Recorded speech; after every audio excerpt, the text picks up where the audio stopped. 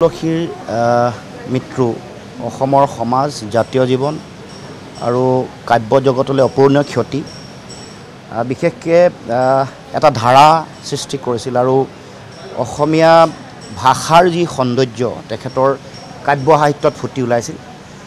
সেইকাৰণে বিশ্বসভালৈ অসমীয়া সাহিত্যক আগবঢ়াই লৈ যোৱা অসমীয়া কবিতাৰ নতুন নতুন সম্পৰীক্ষা কৰা অসমৰ সমাজ আৰু বিভিন্ন ধৰণৰ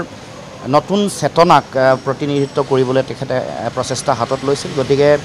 আমি অনুভৱ কৰোঁ যে অনুভৱ তুলসীৰ মৃত্যু অসমৰ সমাজ কাব্য সাহিত্য আৰু জাতীয় জীৱনৰ কাৰণে অপূৰ্ণীয় ক্ষতি একেধাৰে এগৰাকী কবি সাহিত্যিক এগৰাকী অধ্যাপক গতিকে সকলো ধৰণে সমাজ সমৃদ্ধ কৰিবলৈ বিচাৰিছিলে নিশ্চিতভাৱে তেওঁ পুৰস্কাৰৰ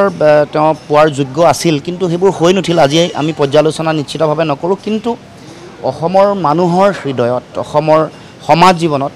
তেখেতৰ যি সৃষ্টি তেখেতৰ সৃষ্টিৰ মাজত থকা মহত্ব আৰু যিটো শক্তি এইটো সদায়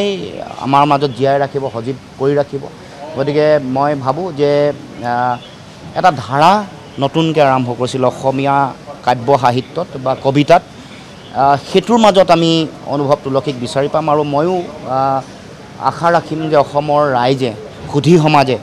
অনুভৱ তুলসীক তেওঁৰ সৃষ্টি তেওঁৰ কাব্য সাহিত্য আৰু